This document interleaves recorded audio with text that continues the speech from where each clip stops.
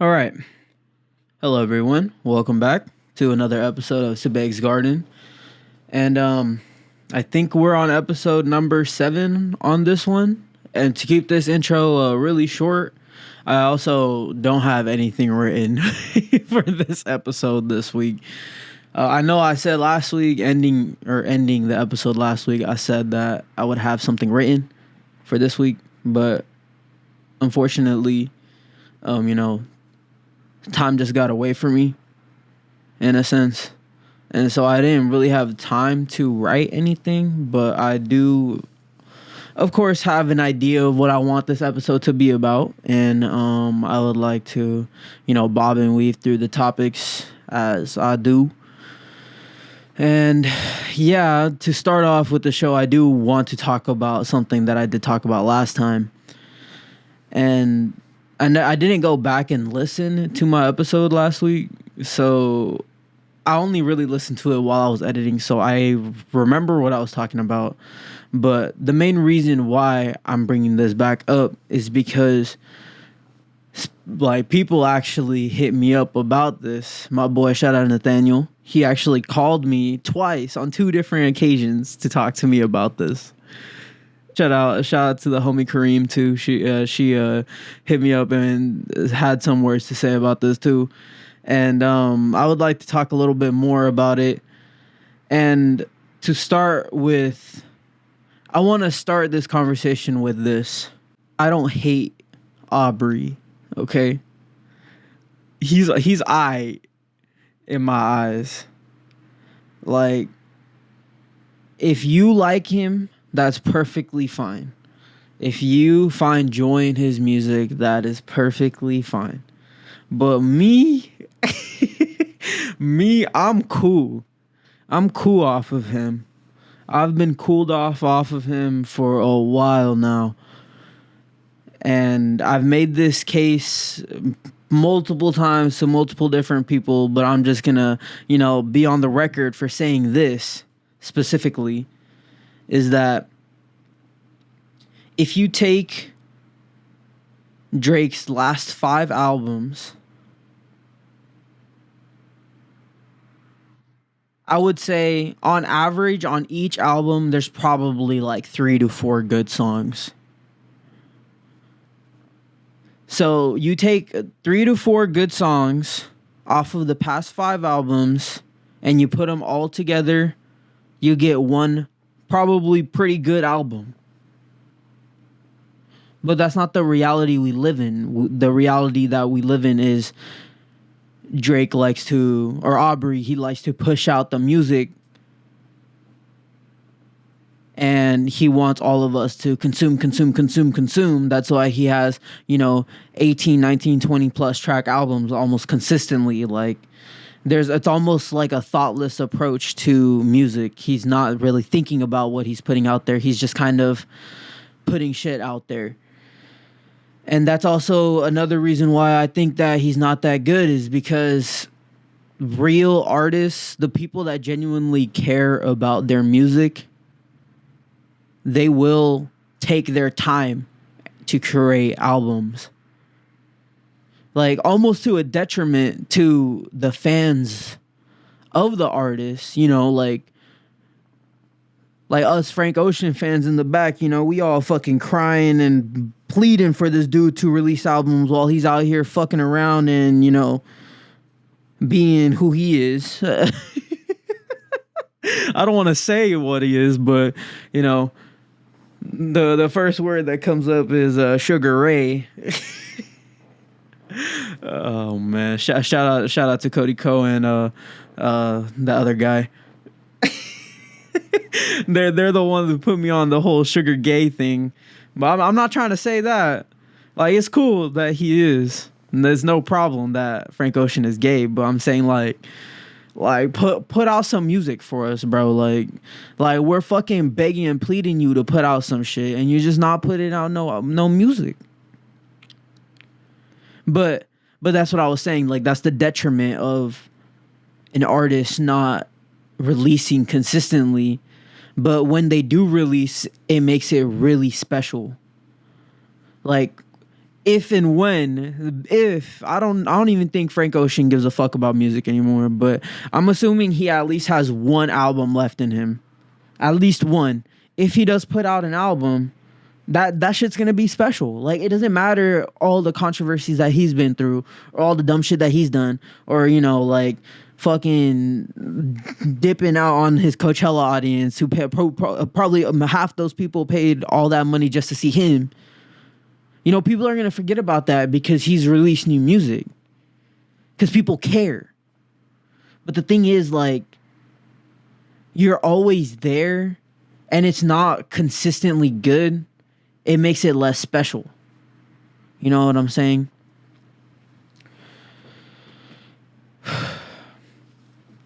So another reason why I don't really... So the main reason why I'm bringing this up today, I don't know why I'm explaining this now, is because my boy Nathaniel called me and he said that Drake is the GOAT. He said that he's the GOAT. He exclaimed it.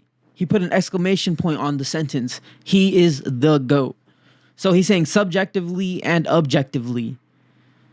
So in my eyes, subjectively, that's fine if Drake is the greatest of all time. But it's actually, this conversation is, in my opinion, like kind of stupid, because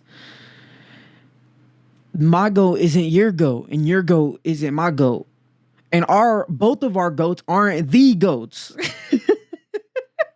It's not for us to decide who the greatest of all time is, but we could still talk about it, you know? So the reason why Drake isn't the GOAT in my eyes, and the main reason, especially recently in his career, the last, like, let's say 5 to 6 years, I would say the range is, he's been a trend chaser.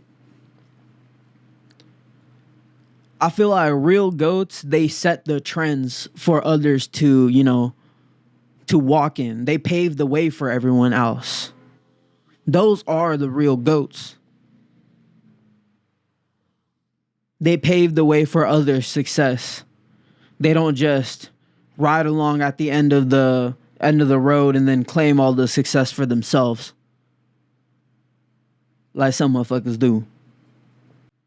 And last week, I'm pretty sure I said that the example that I brought up was the whole Central C thing. Like, Central C's popping, so Drake's gonna collab with them. But that's an example of him trend chasing. He's not trend setting with that. In my eyes, probably Central C is trend setting in that. You know?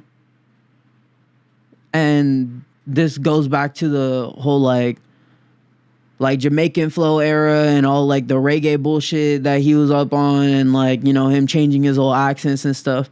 You know, other artists go through this stuff, but his is different because he's not doing it organically, you know? He's looking at others doing it and then he's just imitating. But for some reason, he's put on a pedestal for this. And he's doing it so much so that to a point where he's now not only releasing just one album a year, which he was on the cadence of doing, he's now releasing fucking 2 albums a year. That's how you know an artist like sells out. Oh shit, I just realized I forgot to put the gameplay on that I have for y'all. Yeah, so this is a little interlude into my little rant on that dude. Let me just make myself a little bit smaller. Hey, I'm still here. Don't worry, y'all. So this is Sea of Stars. I'm just gonna press play. Just gonna go back to talking what I was talking about while y'all have something else to watch other than myself. But and I will get back to Sea of Stars later. But for the whole Drake thing, you know, so my one example that I have is that he's a trend chaser, right? The second example that I have is, you know, he puts a lot of songs on his albums. Like, he doesn't think about what he's putting on his albums. He's just kind of just throwing music up on there. Like, he's probably just walking into the studio, grabbing a piece of paper. Someone's just pressing play, and he's just rapping what's on the paper. Like it doesn't sound like it's inspired. That goes hand in hand with the trend chasing thing. He just looks at what's popular and he just fucking chases it, and he gets put on a pedestal for it. And then that sucks. That's why he's not my GOAT. The greatest of all time don't do that. If you look at Drake, Aubrey Graham, the dude, you know, he started off being an actor. So that makes me inclined to believe what he's doing, he's just putting on a show to just gather fame and money. And he just wants that top spot. He doesn't like do the work for it anymore. He's acting like he's doing it, but he's not doing the work. There's no love in what he does. I'm sorry to say that, but it's just the truth. And then you have artists out like Kendrick, like they spend years working on their albums, handcrafting songs, like guiding you through an album experience. And people just throw that to the side. I know not everyone throws it to the side. I know a lot of people do listen to him, but like it just bounces off. But when you go back and listen to Section 80, you can literally listen to that album front to back, front to back, front to back, like 3 repeat listens, and it still won't get like boring. You'll still want to go back to it. I listened to Section 80 back when I was like 13, 14 years old, when I was younger, maybe even 12. And, you know, back then I was like, I don't get it. But you experience life a little bit. And then you go back and listen to it, and then you start to understand what he's saying. I don't get that in Drake's music, you know? You can go back to it and it's still good, but it's like, it doesn't mean anything. It doesn't hold any weight to it. It's very soulless. That's his approach to music.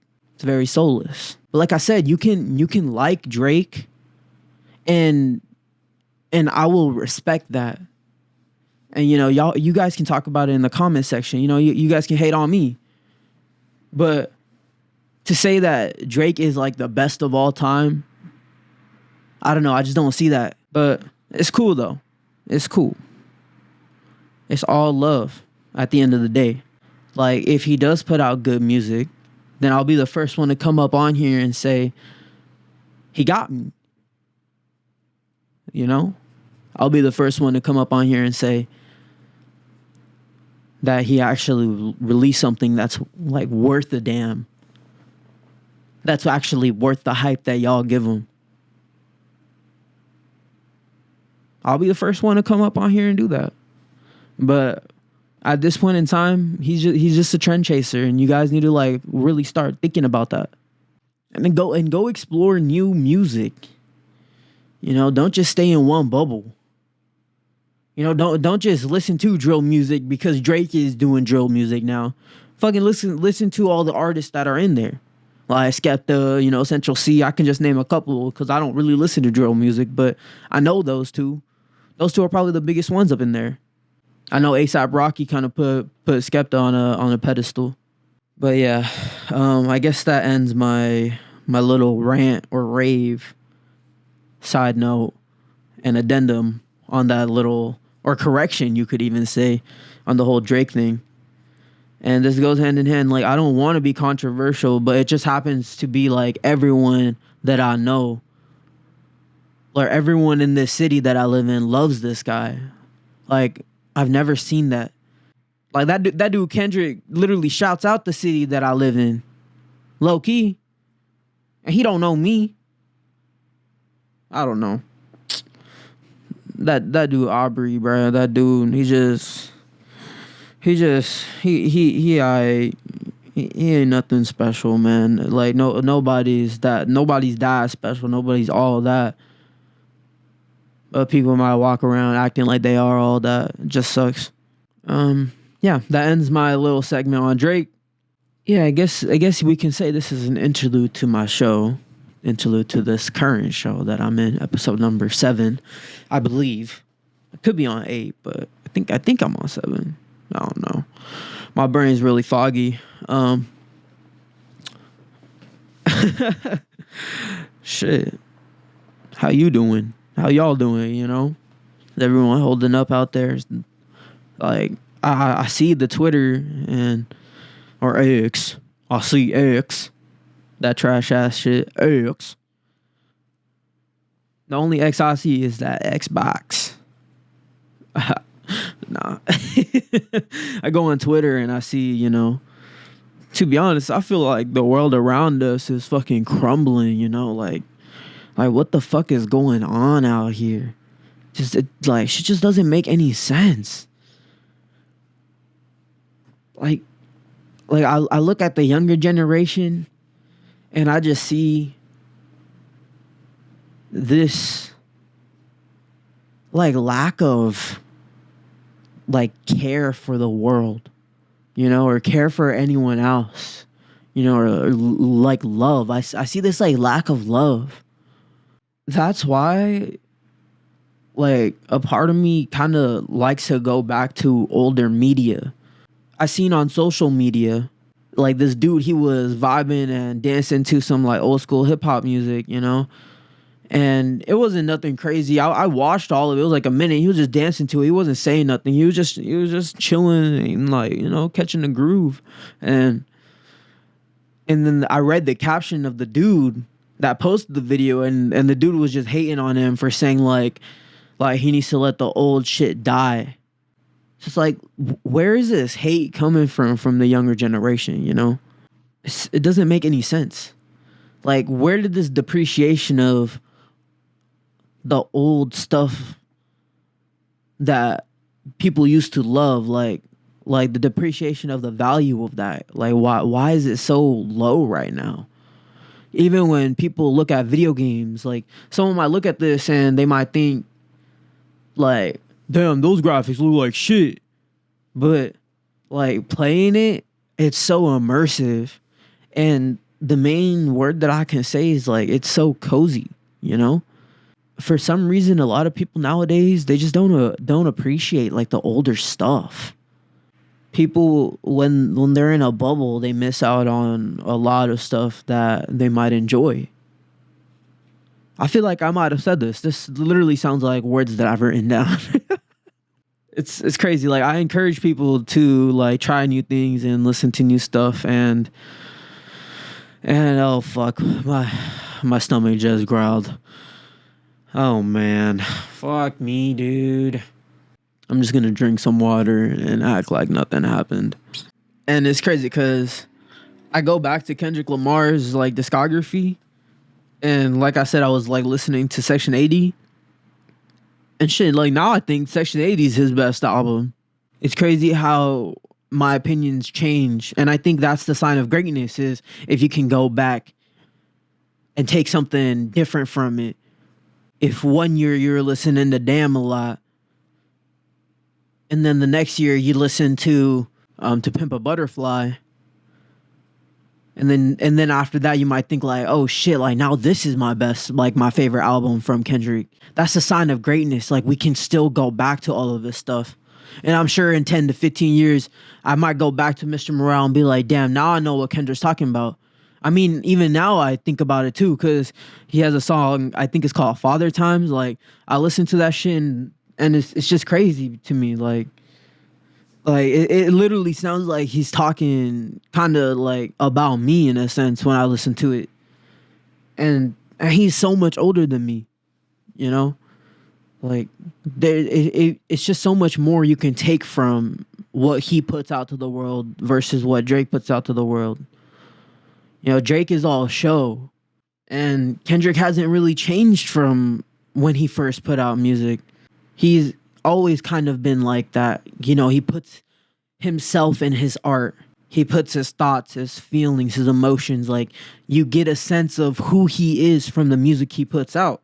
But if you're asking me who my GOAT is, this overrated ass question, even being overrated is overrated. Being overhyped is overhyped. It's just all being played out at this point, you know, underrated, overrated, highly rated, this, that, and the third. Even me, like when I saw my boy Nathaniel, he also tweeted this out. Now he's getting all the fucking spotlight right now. So I hope he appreciates this. But he tweeted out Drake is the GOAT. So this is kind of where all this stems from. And I don't know if he tweeted this out before or after my show, but that beats me because I didn't know about this tweet when I recorded the last episode. So he might have, but I didn't know about it. So this is where this all stems from. It's like how can he be a GOAT though? And it surprises me coming from him because he really loves J. Cole. Jermaine, J. Kool-Aid. He really loves J. Cole, and I even told him, I'm like, I'm surprised you said this coming from him because I thought J. Cole would be like his GOAT, you know? And I feel like that's a more respectable answer if you're asking me. Like, I don't know, but that this is where this all comes from. But even he doesn't even believe it. He's saying more objectively, but who is he to say who objectively the GOAT is? But I don't know. I appreciate the input though. If y'all want to talk about it, y'all can talk about it in the comments. You know, I'll respond. I'll be there. Now I would like to talk about what I've been playing. The past few days I haven't really had that much time to really play that much. I've been really busy. Like I said, I think in the beginning of the episode, like time has kind of gotten away from me in a sense. But I would like to talk about Sea of Stars. At this point, tomorrow, when this episode will come out at 9 p.m. on Tuesday, which I'm hoping to lock down, I'm probably going to be playing Starfield because I don't think I could wait anymore. In a perfect world, I probably won't be insensitive. Shout out to Kendrick. In a perfect world, I feel like I wish I could have beaten this game by now. In my head, I was even thinking like, oh, I have this many hours after work and after the gym for me to play. I need to like maximize it. And then the time comes and then you just get, you know, pulled in so many different directions. You just kind of lose track of it. And it sucks. Like at the end of the day, at the end of all that, you sit down, you finally have time to grab a controller. And then you play for like 10 to 15 minutes. You start yawning a couple times. And then you start like dozing off. I don't know if that's the right fucking word. But you start dozing off. And then all of a sudden you're fucking sleeping. And it's like, damn, I only played 15 minutes. And then the game clock is running. And then you wake up and you realize the game clock's been running for like fucking 4 or 5 hours. And it's like, fucked. And now the game clock is telling me that I played this game for like fucking like 6 or 7 plus hours that I didn't play. And then that would piss me off. Shit, I'm just fucking ranting. I don't know what can of worms I opened here. Or a can of beans. I don't know what the expression is either.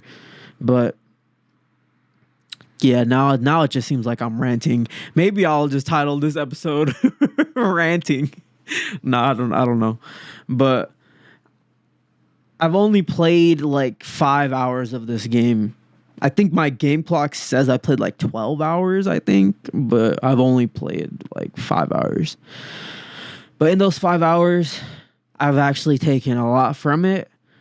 And I could already tell that this game is way longer than The Messenger, which is Sabotage Studios' like last game that they've made.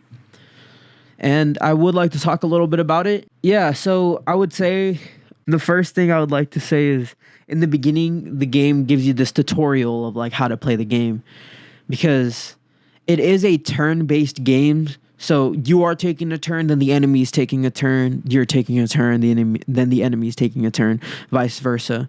It does get a little bit more complicated than that when there has to be like a break that you have to do on the enemy. but the game is explaining to you that when you attack and you press A for on Xbox, it's A. On PlayStation, I'm assuming it's X. And on Switch, I think it's B. I don't know. It might be A on Switch too. But so if you press attack, you wait for the animation, and at the right point, if you press A again, you'll do an extra attack. So it's kind of like you're doing double damage every time if you hit the button prompt correctly. So in that way, it's kind of like an evolution on the turn-based formula. I don't play that many turn-based games, so I am not as familiar with it. So the game is explaining this to you, but it's also saying like, oh, don't worry about it if you don't get it. Like, it's not that big of a deal. But in that aspect, like, the game is fucking straight up lying to you, because it is actually really important to get this down. Because not only if you press A at the right time for an attack, it does extra damage. If you press A at the right time when the enemy hits you, you'll also block most of that damage. So it's really important that you nail this skill down, or you'll nail this like gameplay loop of, you know, looking at the animation and timing it correctly. Because, you know, it's perfect timing. Because on the screen, you can see my characters are all fucking dead. Because I'm not getting the right button prompt. I'm not pressing A at the right time for them to deflect the damage. So in that aspect, like, the game kind of lies to you in the beginning. But I think it's funny. Like, the undertones of the game, it's very comedic. Like, the game is very silly at a lot of points. And I'm sure it's going to get serious later on, because I haven't completed it, obviously. But yeah, the game is really funny. Like, an example of this is I'm climbing up a random fucking mountain, and I just find an NPC, and every NPC you can go up and talk to in this game, and they'll give you dialogue. And you know, I'm climbing up this mountain. I find this random NPC, and all he has to say is, "Mountains are nice." That's all he says. He just says, "Mountains are nice." Like, I fucking like just look, like, in game I look at him, I'm like, bruh. There's a fat chubby dude, his name is Garl, Garl. Point in the game you wander into a town. I'm sorry, this is kind of light spoilers, but it's still early game. So you walk into a town, and there's this kid, Malcolm or something like that, and he has like special powers in this town, and this whole town is afraid of him. And he like digs himself like in underground, and he has this monster, and all these villagers are like fucking running around like crazy because they think he's gonna kill them all, and they're all just going crazy, and in game it's hella funny. Like, I actually actively laughed out loud, and not a lot of games do that, to me at least. Like, some games might get like a light chuckle, but I was actually like laughing. So in that sense, like, I think the writing is actually still pretty funny, and that's also in line with The Messenger, because The Messenger is also really funny. The game, it's also invoking Zelda a bit with the dungeon design, because I think this is the first dungeon in the game, but when you are chasing after this kid, you have to go through this dungeon. It might not be, actually, now that I think about it, now that I'm looking at the screen. But it is invoking Zelda, because there is dungeons in it, and there are like light puzzles that you have to solve, and there's items that you collect and stuff like that. So in that sense, it is invoking old school Zelda, top-down 2D. It also has a really clever use of its environment. If you look at the environment, it's not really that big, but it's very dense. And they use the environment in a very smart way. There's a whole like almost like cave, or you can say dungeon, that you go in, and it's pretty much like a tutorial for you to learn the game. It might be on the screen here, but yeah, it has a very smart use of its world and its environment, and it doesn't waste too much space. In points, the game is very self-aware. An example that I have written down is there's this item that you pick up called the rainbow conch. You're just like finding it in chests randomly in the world, and I still don't know what it's about or what the use of this rainbow conch is, but I wander into this town and I pick up this rainbow conch. And then I talk to the NPC next to like the rainbow conch, and he's literally like, "Oh, I wonder what this rainbow conch is for." And I was thinking the exact same thing too at the time. Like before I even talked to him, I was thinking, I'm like, bro, what are these rainbow conches for? And I go up to the NPC, and he's thinking the same thing. So it's sneaky. This game taught me a new word also. I learned this word innocuous. So it pretty much means not harmful. So in that sense, you know, shout out to video games. It's teaching me new words, adding to my arsenal. The other day, I picked up the game. This is actually the story that I was telling, where, you know, I pick up the game in 10 to 15 minutes. Like I like days off, and I was trying to fall asleep. But before I did this, you know, I picked up the game, and I was lost. I'm like, what the fuck am I doing in the game? Like I forgot where I was, and so far, from my knowledge, I don't think there is like a quest. There's like a quest log or like a journal. There's not like a map or anything. You just kind of gotta like traverse the world. You know, I was genuinely like lost. I'm like, where do I go? I have these characters in my inventory that are not a part of my party. I think like they were pirates or whatever. And I was thinking to myself, like, how many people put in this situation would straight up just drop the game? Like, oh, I'm lost. I don't want to look it up. Fuck this shit. Delete. Like, it was almost like an epiphany. Like, how many people in this situation would just straight not do what I'm doing, like actually trying to figure it out and see where to go, but just straight drop it? I don't know. Just an interesting thought, I guess. But yeah, this game is really fun. I'm probably gonna play it after I'm done recording this, and yeah, I think I've been going on for a while now. I appreciate you guys for listening. You know, I feel like I'm doing a pretty good job at captivating you guys, and I feel like I'm getting better and better as I go, and it will only get better and better as I go. And I'm sorry if you guys were actually expecting something like specific, because I have been really busy, and I don't want to use that as an excuse, but you know, that's why I did this, and I did talk about a few things, and you know, I just wanted to lay some things out there for you guys, and I did give my impressions of Sea of Stars. There's some things there guiding you guys through this you know, journey through the garden today. You feel me? And yeah, you know, life's been challenging, but I've been thinking more and more about this idea of like manifestation and, you know, speaking things into existence. I've talked to my boy Quentin. You know, I've told him this many times, but I'm speaking into existence Shohei coming to the Dodgers, because Lord, we fucking need him. You know, we fucking need him. And I'm speaking that into existence. The day that I wake up and I see Shohei on the Dodgers on the Twitter timeline, I'm literally gonna be like crying. I'm literally gonna be crying. I'm gonna buy a jersey that day. That morning, I'm gonna buy a jersey.